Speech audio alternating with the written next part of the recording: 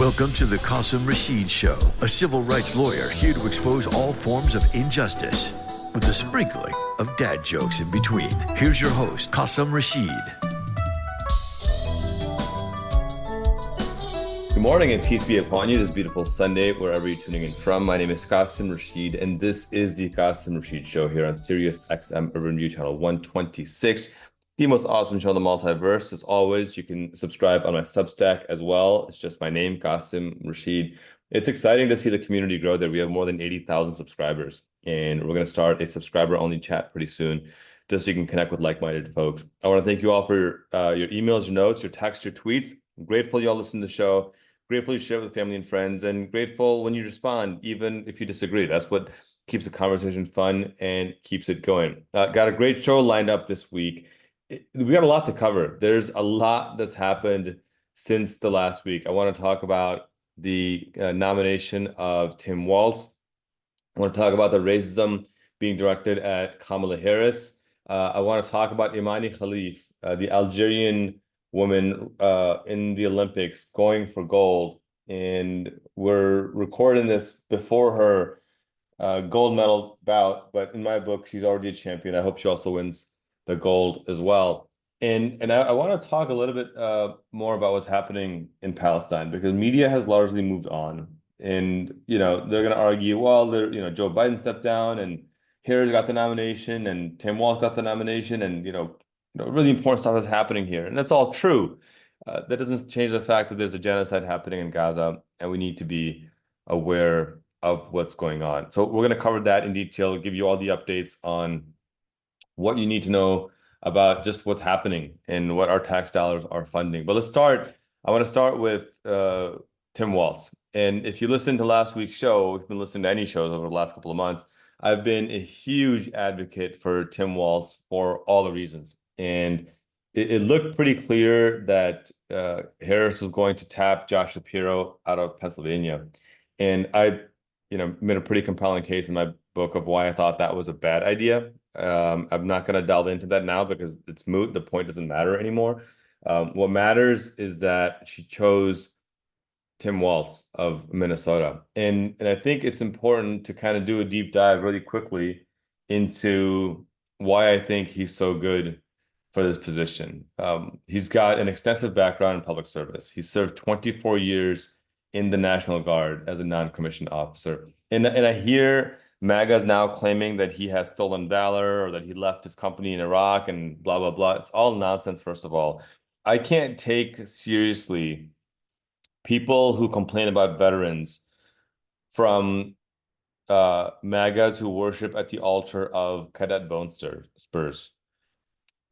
Like, that's their guy. Cadet Bone Spurs is their guy. Donald Trump, who famously got, I think, 4 or 5 deferments because he had these magical bone spurs, and that's why he couldn't go to battle. In fact, he said that his personal Vietnam was not getting STDs during the 70s and 80s, which is pretty gross, but that's who this guy is. That's their model of an alpha male, and they're going to criticize a man who would be the highest ranking National Guard NCO in U.S. history, if and hopefully when elected.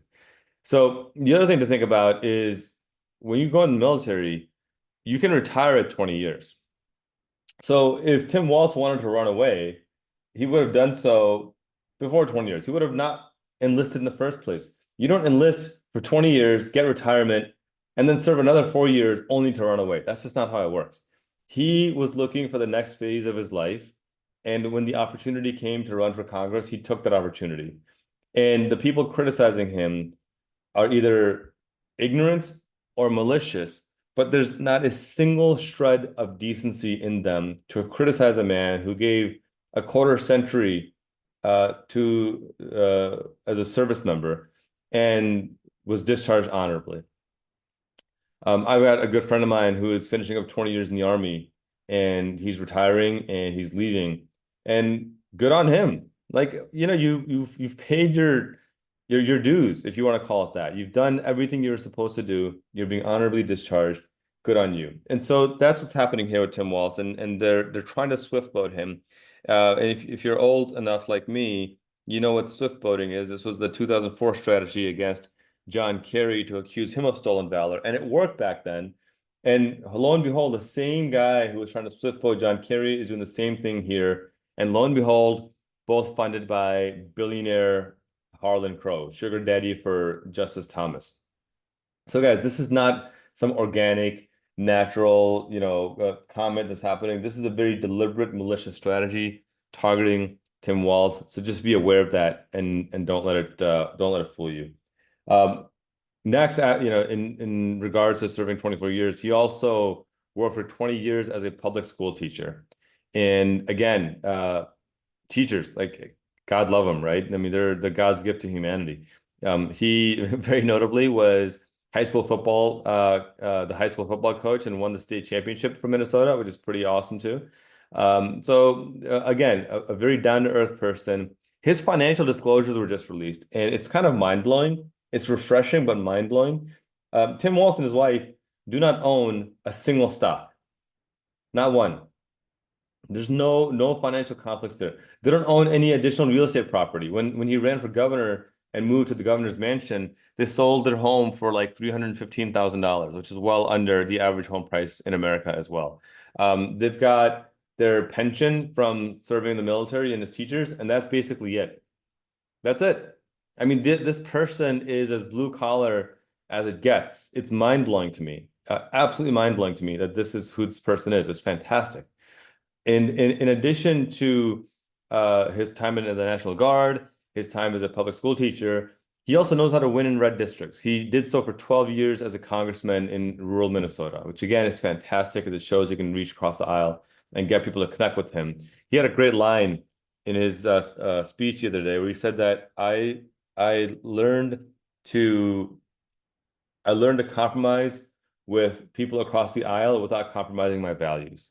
And I think that's what's needed in our political spectrum right now. People who can compromise with folks across the aisle without compromising our values. And he's been saying this line over and over again, that the golden rule is you mind your own damn business. Even if your neighbor makes a personal life decision that's not yours, that's okay, because it's their decision, it's not yours. And that's fantastic. And I think that's something that he should keep doubling down on. So he serves 12 years as a congressman. And then he serves as governor of Minnesota, and he's been there for 6 years now. And in these 6 years as governor of Minnesota, in this executive role, he's just been brilliant. And you look at his record, and I'm not saying it's perfect. I'm not going to defend every part of his record because I just know human being is perfect, but he's done a pretty phenomenal job. And I wanted to kind of go through a rundown on housing and economic development. Secured $1 billion for housing initiatives. And this is especially crucial, as shocking 27% of Americans are housing poor. I'm not even talking about people who are homeless. I'm talking about people who are housing poor. And what that means, that term housing poor means, is that people who are spending more than 30% of their take-home income just on rent or mortgage. It should be somewhere under 20% for it to be safe and secure, but more than a third of their income is going to rent or mortgage. They cannot afford to live where they live due to skyrocketing rent prices. And for Tim Walz to take that initiative and secure $1 billion for Minnesota, that's huge. On gun safety, enacted comprehensive gun safety laws in Minnesota. And again, gun laws work. There's no such thing as a perfect gun law because people are going to find ways and loopholes, but you make it more difficult for people who shouldn't have easy access to firearms to get access to firearms. And Minnesota is one of the safest states in the country on stopping gun violence as well. By contrast, J.D. Vance wants to further strip away the gun safety protections, the weak ones that we already have on a federal level. LGBTQ protections. Tim Walz affirmatively strengthened anti-discrimination protections for LGBTQ individuals in Minnesota. By contrast, J.D. Vance supports this fascist Project 2025 initiative, which we've talked about before. And one thing we haven't mentioned that is worth noting is that Project 2025 calls for an elimination of all legal protections for LGBTQ Americans. Just get rid of just make it legal to discriminate, get rid of the protections, no anti-violence, no anti-discrimination, just kind of a free-for-all. It's nonsense. It's complete trash. But that's what MAGAs are pushing forward right now. Reproductive rights. Of course, in the post-Roe world, We're seeing a national onslaught of reproductive health. And as much as Republicans said, well, we sent it back to the states. No, they actually are trying to pass a national abortion ban, which J.D. Vance has been clear on record that he wants a national abortion ban. Tim Walz passed legislation to protect reproductive rights in Minnesota, and it's become a sanctuary state for women who need reproductive health care to be able to travel to and get safe health care without having their lives ruined. On climate action, again, the contrast couldn't be more stark. J.D. Vance supports Project 2025 that claims climate change is a hoax. I think Donald Trump still considers it like a Chinese conspiracy or whatever the hell nonsensical propaganda he's putting out there now. Tim Walz wants a carbon neutral economy by 2030, 80% by 2030, 100% by 2040.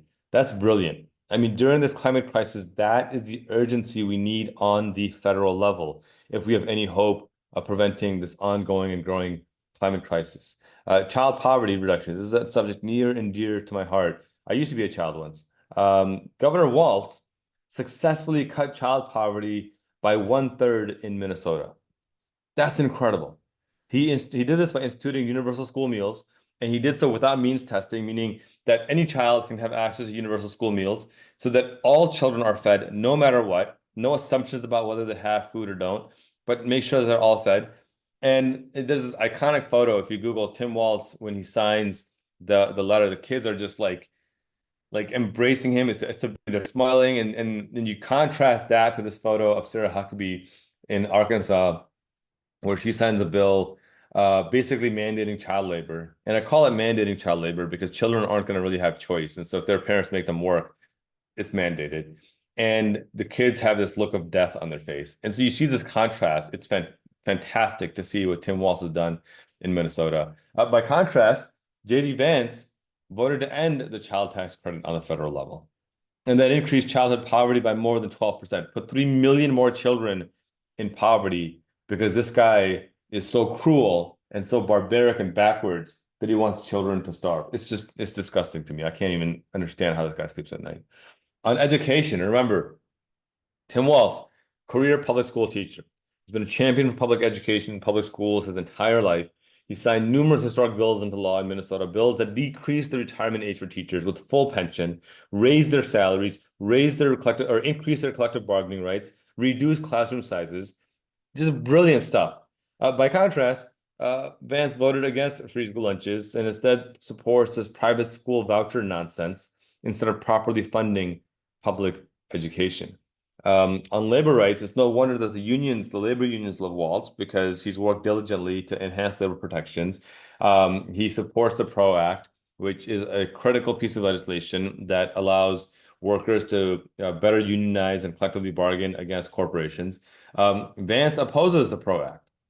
He remains silent as Republicans strip away protections and enact these child labor approvals on the state level as well. Let's talk Mary Jane. Walz has passed cannabis legalization. This is historic. He said this in 2023 when he signed the bill into law. He said, quote, "We've known for too long that prohibiting the use of cannabis hasn't worked. By legalizing adult use cannabis, we're expanding our economy, creating jobs, and regulating the industry to keep Minnesotans safe. Legalizing adult use cannabis and expunging or resentencing cannabis convictions will strengthen communities. This is the right move for Minnesota." And he's right. I mean, this was a huge win for criminal justice reform as well, as Walz's bill automatically expunges non-felony cannabis offenses. And along with that, Walz has pushed aggressively and passed legislation to ensure that formerly incarcerated people can get automatic voting restoration. And he's restored voting rights for, I can't remember the exact number, but it's a significant number in thousands of people who can now vote because of what Tim Walz has done. Paid sick leave. This is another big one as well. People don't know this, but the United States is the only developed country in the world that does not have guaranteed paid sick leave on the federal level. Only developed country. Every other country in the world has anywhere from like 3 weeks to some of the Scandinavian countries like 13 months. It's wild. But the US is the only one that doesn't have paid sick leave. And as a result, Walz implemented paid sick leave policies in Minnesota so that if, God forbid, you get sick, Or, God bless, you have a child and you want to spend time with that newborn, you can do so without losing your job, without losing your income, which right now is obviously impossible.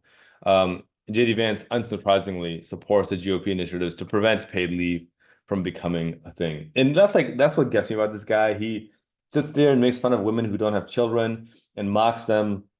And his wife, Usha, even went on an interview and said, well, he's not making fun of women and who don't have children. He's just talking about how hard it is to be a parent. And he's trying to draw the attention to how difficult it is to be a parent. Really? Is that the argument? Is that why he is opposing free school lunches? Is that why he opposes guaranteed universal health care? Is that why he opposes a living wage? Is that why he opposes paid leave? Is that why he opposes child pre-K? I mean, the nonsensical position to say that he talks about how hard it is to be a parent and then votes for every policy that makes it harder to be a parent is just mind-boggling stupidity on a scale that I cannot fathom, that these people went to Yale Law School. Like, how the hell are you going to argue that it's difficult to be a parent and then oppose every single policy that makes life easier to be a parent? It's absurd to me. And I mean, the fact that they think that we're so stupid, we're not going to see their hypocrisy and contradiction while they sell their souls to Orange Jesus, it's just mind-blowing to me. Meanwhile, getting back to Tim Walz, look, I see him as a unifier. I think he's pragmatic, he's inclusive. He was among the first politicians to call for an immediate ceasefire and release of all hostages in Palestine and Israel. When addressing the uncommitted movement, this is the movement that's uncommitted to Joe Biden and Kamala Harris until they see meaningful action on stopping this genocide. When addressing them, he was asked, and he had a chance to slam them on TV, and he goes, no, I'm not going to condemn them. I'm not going to demonize them. Instead, he said, quote, these folks are civically engaged. The issue is a humanitarian crisis. They have every right to be heard. These folks are asking for a change in course. They're asking for more pressure to be put on. I mean, what more do you want? What more I want is I want them to come out now and end this genocide.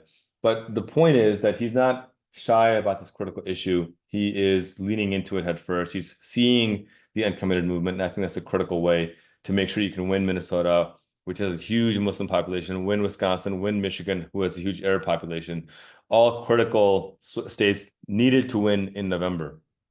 And his authentic connection to these voters and his track record of governance, it just makes him the right candidate. And again, one of the cool little things is that with Walz's election, Peggy Flanagan, who is the current lieutenant governor of Minnesota, who is indigenous and Native American, she would have the chance to become the first female Native American governor in U.S. history. Again, groundbreaking as well. So the way I look at Tim Walz, he's not only seasoned and effective, he's compassionate, he's forward-thinking, he's visionary. His policies and his principles align with the values that most Americans want. And, I'm behind him. You also have my commitment. I'm going to hold him accountable. I need to see more action on Gaza and Palestine. And I'm hopeful that he takes that more seriously. But I'm not going to relent on that aspect of it. That to me is a non-negotiable. This genocide needs to end. There can be no ifs, ands, or buts about it. But I think for now, he's the right candidate. We have less than 100 days to election day. We have a chance to make history, and I hope we make history as well. All right. When we come back from break, I want to do a deep dive into some of the MAGA racism being thrown at Kamala Harris's identity and bring up the wisdom of the late, great James Baldwin. But I also want to talk about Imane Khelif, which, again, identity politics, for as much as MAGAs claim they hate identity politics, is kind of all that they have. You're listening to the Qasim Rashid Show here on Sirius XM Urban View, channel 126, the most awesome show in the multiverse. We'll be right back after this break.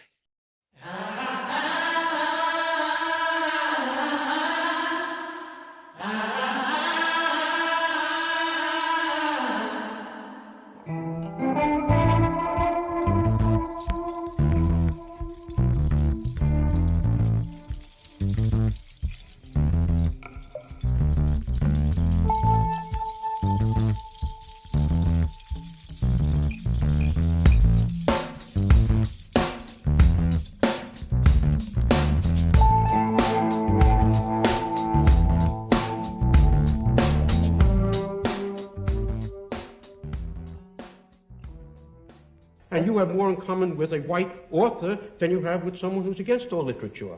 So why must we always concentrate on color or on religion or this? There are other ways of connecting men. I'll tell you this.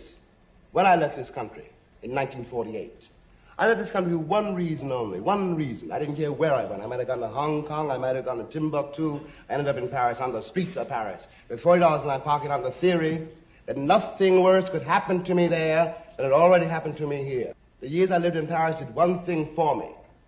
They released me from that particular social terror, which was not the paranoia of my own mind, but a real social danger visible in the face of every cop, every boss, everybody. I don't know what most white people in this country feel, but I can only include what they feel from the state of their institutions.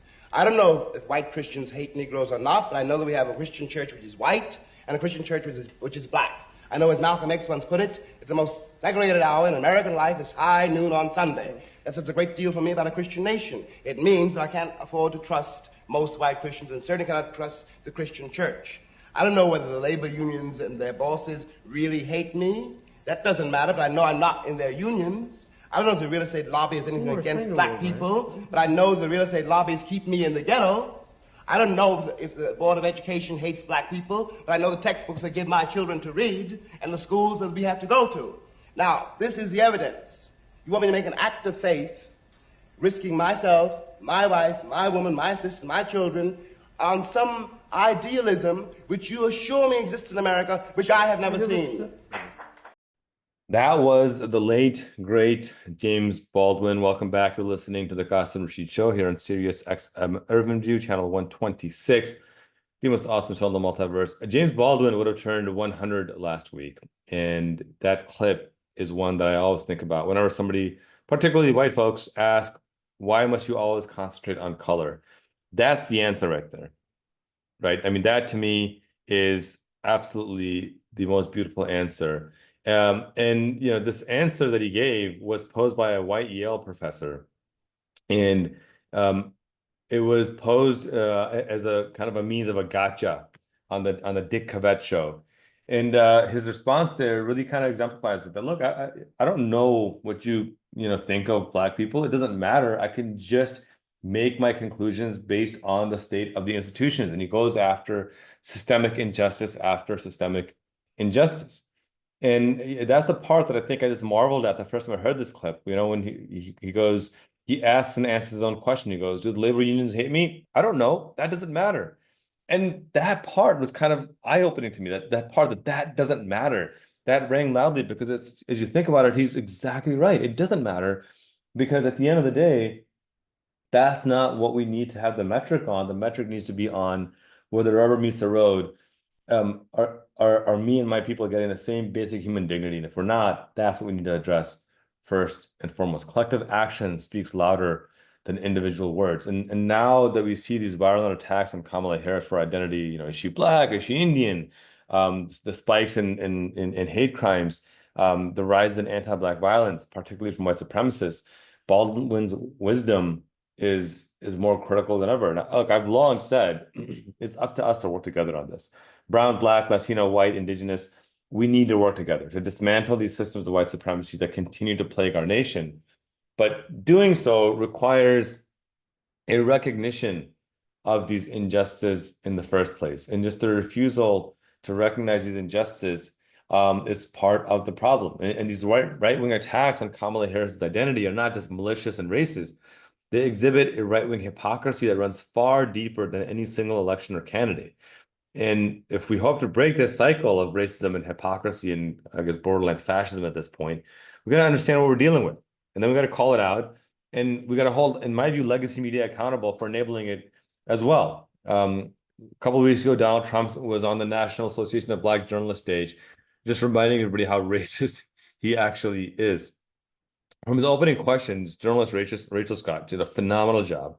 She read him his receipts of his extensive racist remarks over the years. Trump, of course, predictably became defensive. He became angry. He lashed out. He played victim. It was a textbook example of white fragility. And what it reminds us is that there's no real substance to what these folks are talking about. None. right? By the time it was over, Trump had accused the media of being fake news. It was a revival of the Hitler accusation of Lügenpresse or lying press. He claimed he had done wonders for the Black community. He hasn't. He claimed that Kamala Harris only now started identifying as Black. She always identified as Black.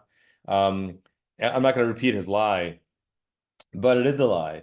And the fact that Trump then wanted Kamala Harris to be investigated. He said, somebody should look into that why she became Black all of a sudden. The fact that he wants his opponent to be investigated for her racial identity is just authoritarian level fascism. It's mind-boggling to me. And added to his absurdity, as you already know, is that Trump's own vice president candidate, J.D. Vance, has mixed Indian and white children. His wife is Indian. And I've documented the grotesque racism she's facing for being Indian, but like your own guy has mixed race children. How do you not get it? And of course, J.D. Vance, because he's spineless, when he was asked about Trump's racism, he's like, "Oh, that guy is just hilarious." That was actually his response. But let's look at the hypocrisy here, right? We all know Nikki Haley, or most folks know Nikki Haley, former governor of South Carolina, ran for president as well on the Republican ticket. Very few people know that she was originally known as Nimrata Nikki Randhawa. Yeah, that was her name. She was Sikh and she converted to Christianity, which more power to her. But Nikki Haley, I had somebody reach out to me that said, I had no idea Nikki Haley was Indian. I just thought she was like a tanned white woman because she has tried to whitewash herself so badly. Bobby Jindal was the former governor of Louisiana. You probably don't know him by his actual name, Payush. Payush Jindal is his name. And he went as Bobby. Rafael Cruz, you probably know him as Ted Cruz. James Bowman. Actually, his name is or James Donald. How about that? Nope, that's J.D. Vance. Yeah, he's changed his name 3 times.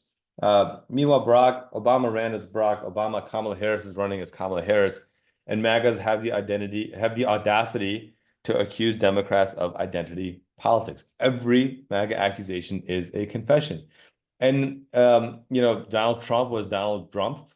So even the RNC former chairwoman Ronna McDaniel was originally Ronna Romney. And so, look, if people want to change their names, more power to them. I don't care. It doesn't affect me in the least bit. My problem is the MAGA hypocrisy on full display to question the identities of people like Barack Obama and Kamala Harris, who proudly run on their names and their identities and their heritages. But meanwhile, MAGAs themselves change their own names and their own identities and their own heritage to appease a racist base who doesn't want them in the first place. And if you get a chance and you want to laugh, if you want a good laugh, do this. Google Bobby Jindal's white portrait. And he's a dark-skinned South Asian. Like I'm a pretty dark-skinned Pakistani. He's darker skinned than me. And you look at his portrait and he looks like a white dude from like the Hamptons. It's the funniest thing in the world. I swear to God, it's not AI. It's an actual portrait that he had hung up, and then he got mocked and ridiculed so badly he finally had it taken down. MAGAs, these Republicans of color are literally whitewashing themselves for approval from a racist base that is openly hostile to them, yet had the audacity to question the identity of Kamala Harris. And to make the situation even worse, and I'm going to slam legacy media here, is the utter failure of legacy media to call out this racism and to hold its actors accountable. The headlines after Trump's rant, his racist rant at the NABJ, the National Association of Black Journalists, the Washington Post, I mean, their tagline is "Democracy dies in darkness." And I can't figure out, is this a call to action to expose injustice or a personal goal that they're trying to achieve? Because in response to Trump's grotesque racism targeting Kamala Harris, the Washington Post headline was, "Trump's attacks on Harris's racial identity moves contest into a new phase." A new phase? This guy's being a fascist racist and you're calling it a new phase? Are you out of your mind? The Boston Globe, and we'll talk about them in a minute, with Imane Khelif, they followed suit with their own flavor of racism. Quote, "Harris faces a pivotal moment as Trump questions her identity." So Trump is gauging in grotesque racism, and they're blaming Harris that it's a pivotal moment for her. What? No, it's not. What are you talking about? And as always, the New York Times, complete failure in legacy media, who are just repeating the lies of J.D. Vance and others without any qualification. Their headline is, Trump says Harris became a black person only recently. That was their headline. Trump says Harris became a black person only recently. Just absurd. In whitewashing Trump's racism and repeating his lies without qualification, what these outlets, the Boston Globe, the Washington Post, the New York Times, what they're demonstrating is how they're failing to meet the moment. I mean, let's recap this. Trump engages in grotesque racism, in lies and white supremacy, and the Globe, the Post, and the Times frame his racism as some kind of legitimate point of consideration. And worse, place the burden of that racism on Kamala Harris, as if now she's answerable for Trump's racism. This, my friends, is how democracy dies, in the darkness of misinformation and burden shifting. And credit where due, Mother Jones, I thought, had an excellent headline. Their headline was, White Man Tells Black Journalist His Black Opponent Is Not Black. I thought that was perfect. It captured the absurdity of the moment.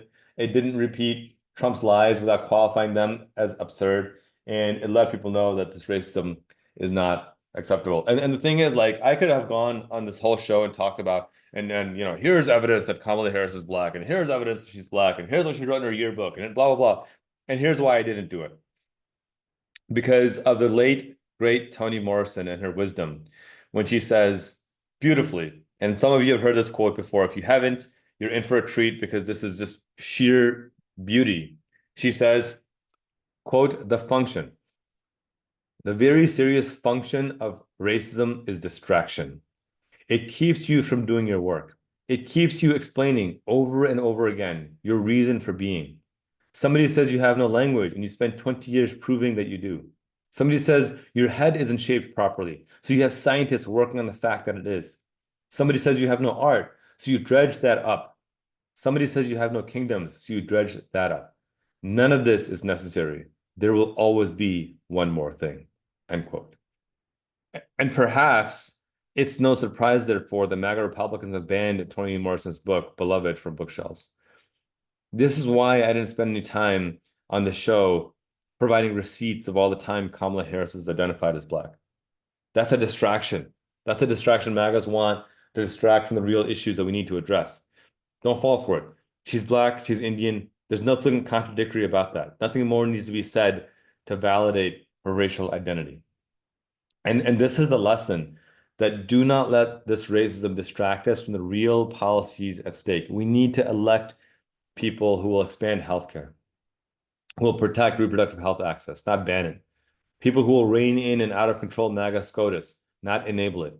People who will demand meaningful action to stop the genocide in Gaza, not fund it.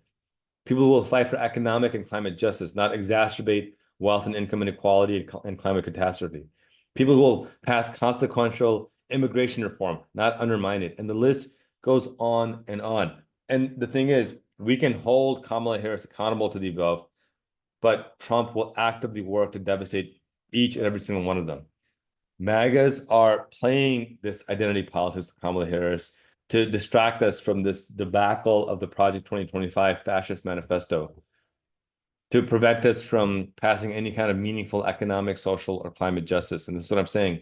We've got less than 100 days. We absolutely need to stay focused on what's happening. Otherwise, we're going to lose this election.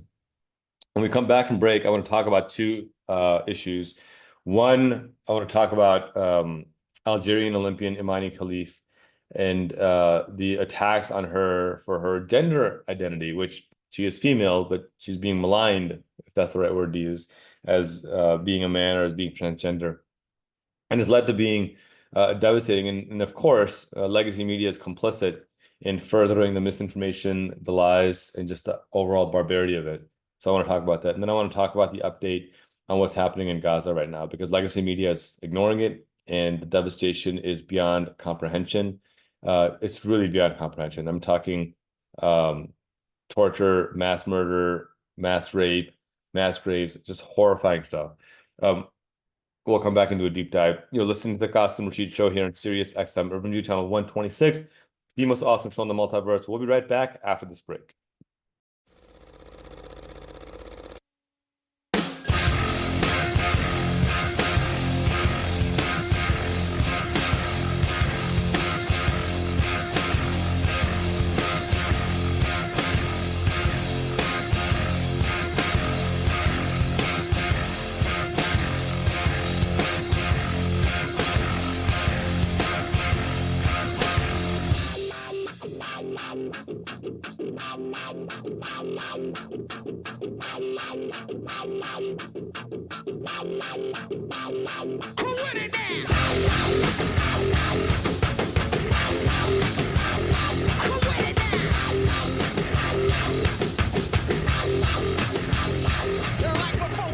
Welcome back. You're listening to the Qasim Rashid Show here on Sirius XM Urban View Channel 126, the most awesome show in the multiverse. I want to talk about Imane Khelif and her historic run for the gold in the Olympics, and the absurd attacks that she's facing, misogyny, bigotry, Islamophobia, you name it.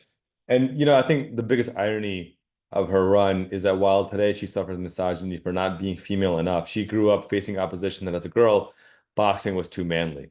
And her father actually opposed it. And just after seeing her dedication and commitment, has become her biggest champion. It's a beautiful thing to see, really a beautiful thing to see. And her story is really powerful. I mean, they were extraordinarily poor. There was no boxing facility or gym in her village. And so she would sell scrap metal, and her mother would make kush, and they would go in the street and sell it. And she would use that money for the bus fare to get to the neighboring town to train. And the fact that now she's, fighting for a gold medal is it's incredible. It's just inspiring. What's infuriating me is her treatment at the Olympics. The 2024 Olympics were supposed to be the gender equal Olympics, to advance the Olympic mission to promote safe sport and the protection of athletes from all forms of harassment and abuse. That's a direct quote. But we see these horrid examples of Islamophobia and misogyny in these Olympics. French Muslim women are banned from wearing the hijab. Palestinian women suffer genocide as their oppressors compete despite IOC rules banning nations from competing while violating international law. And now in this debacle, an Algerian Muslim woman, Imane Khelif, is demonized as not a real woman. And this is, by the way, her second Olympic Games. She competed in Tokyo as well. No complaints there. In this Olympics, she faced an Italian boxer, Angela Carini, in the round of 16. And after Carini got punched in the face for a second time, which tends to happen in boxing, she forfeited the bout, granting Khelif the victory. And she, cried, and kind of these white women tears came out, ignited this global compassion. J.D. Vance tweeted out, "This is where Kamala Harris's ideas about gender lead to a grown man pummeling a woman in a boxing match. This is disgusting, and all of our leaders should condemn it." J.K. Rowling adds, the idea that objecting to a male punching a female in the name of sport, or objecting because they believe Khelif is trans, is a joke. We object because we saw a male punching a female. Swimmer Riley Gaines tweeted a picture of Carini saying that men don't belong in women's sports. I stand with Angela Carini. And then Elon Musk, of course, has to insert himself. So he quote tweeted her, said, absolutely. There's only one problem with all the above propaganda. Imane Khelif is not a man. She's a woman. She was born a woman. She is a woman. She's always identified as a woman. Yet this weaponization of these white women tears from Angela Carini, combined with the anti-LGBTQ misinformation and violence, changed all that in a mere 46 seconds.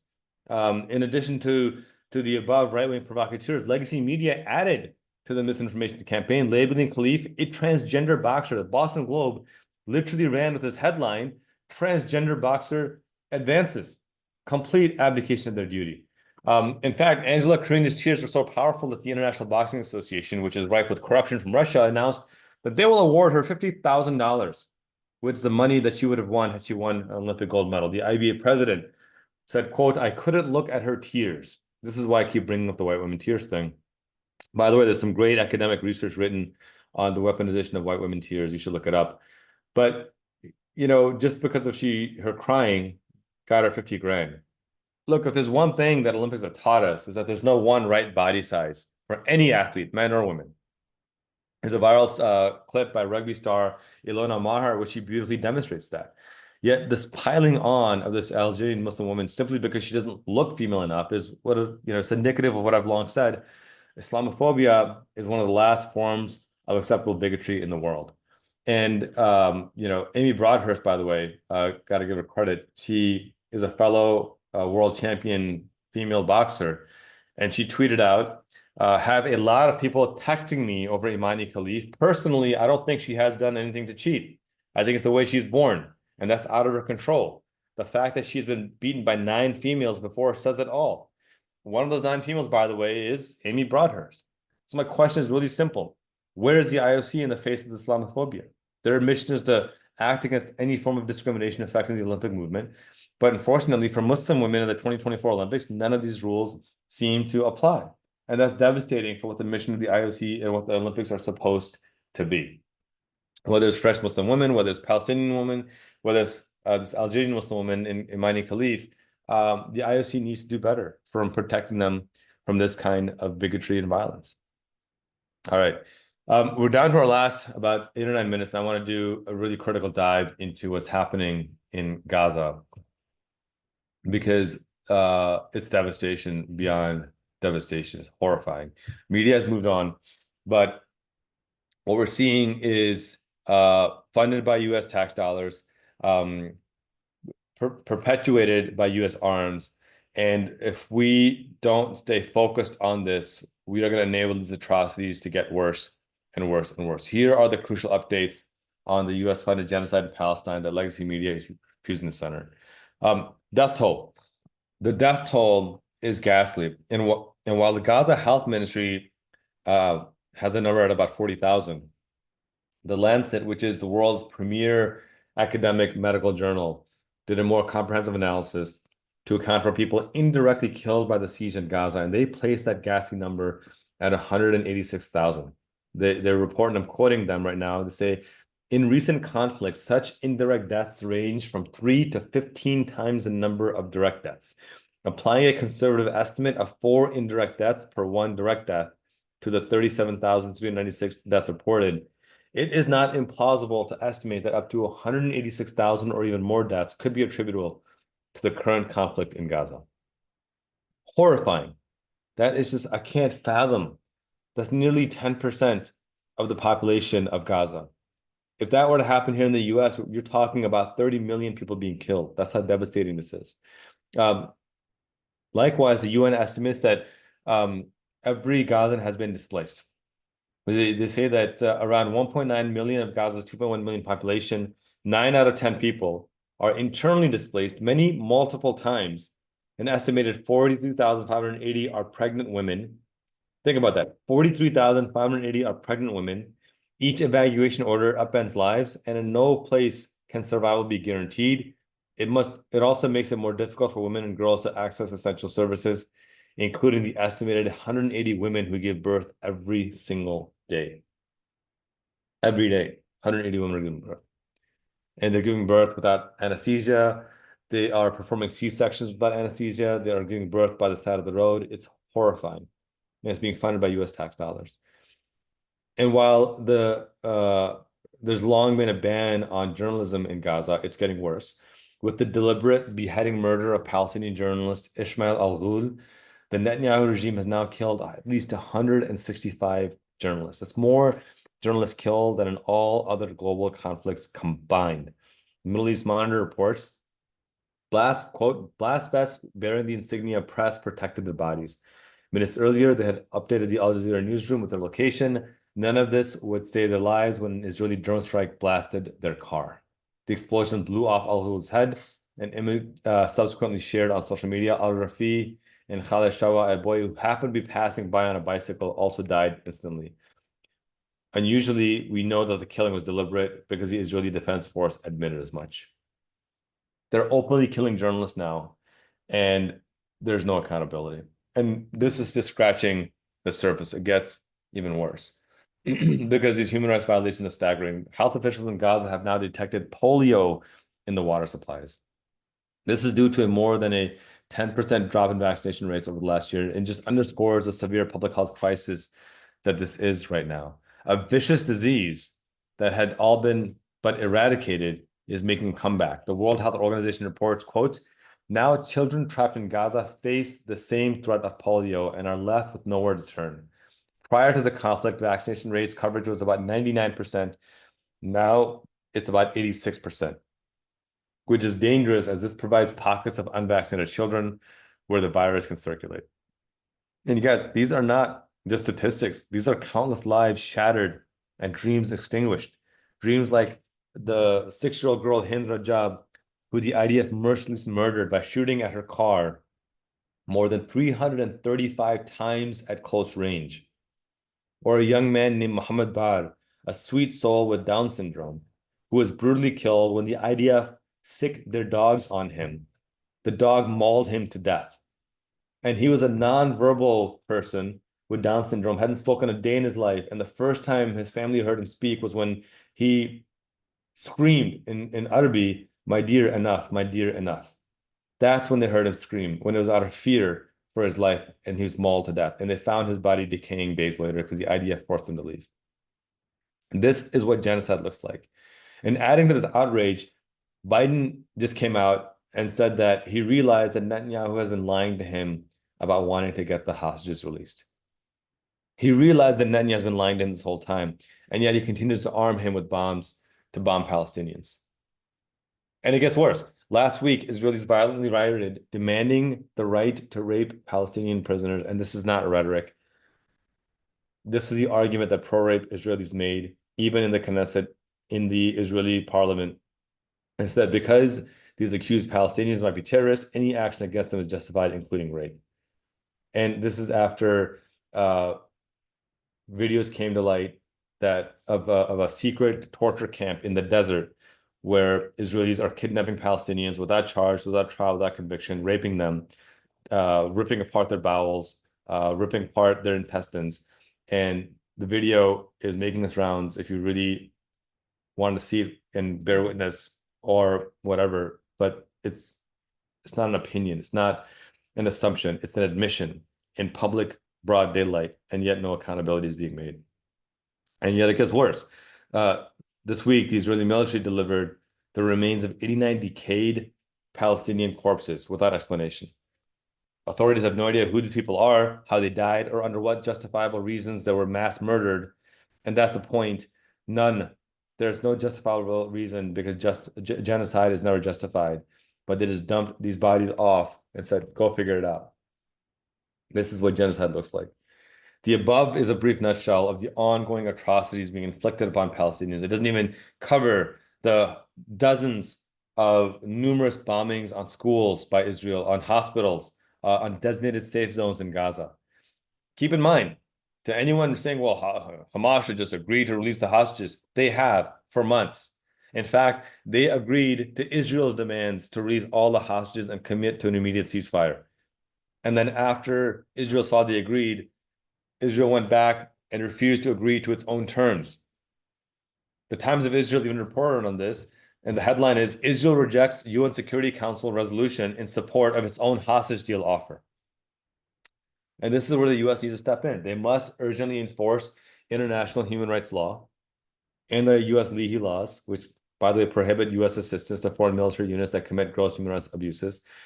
This genocide of Palestinians must be stopped, and those responsible must be held accountable.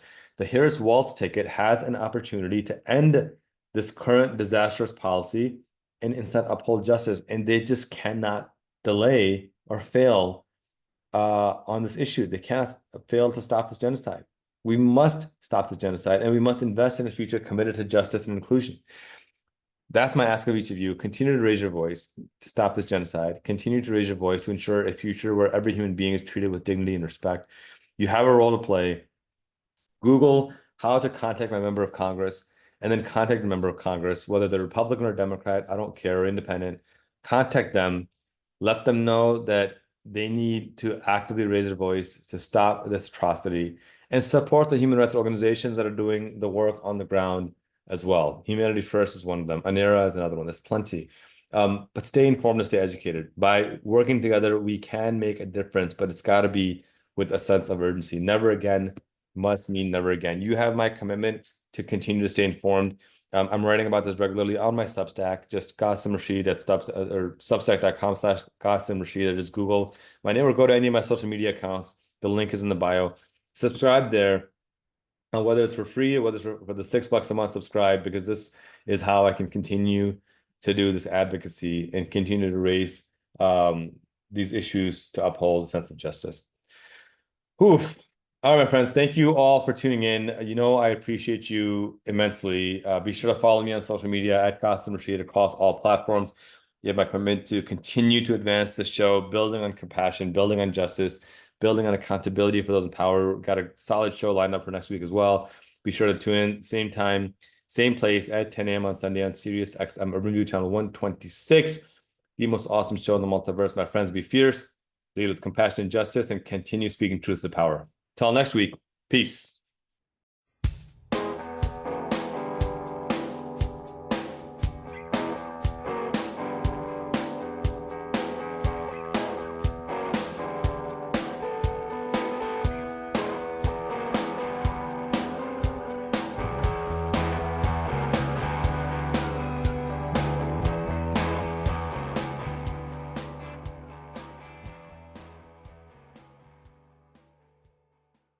Keep It Real with Al Sharpton. Last year, there was some that burned down buildings in Minneapolis after George Floyd. We marched, we rallied, but we never rallied around those that burned down the stores. They're condoning what they did January 6th. So some of the Republicans say, well, we're not telling people to go. You're not telling them don't go either. Well, Trump didn't endorse it. He didn't refute it either. Keep It Real with Al Sharpton. Weekdays, 6 p.m. East on Sirius XM's Urban View, where talk empowers and becomes action. The Lou Hutt Show with financial expert Lou Hutt. Tax avoidance, that's the use of legal methods and strategies for reducing taxable income. Perfectly legitimate. On the other hand, tax evasion can put you in jail. It's hiding assets. It's camouflaging information in order to dodge tax liability. Tax evasion, we're not in that game.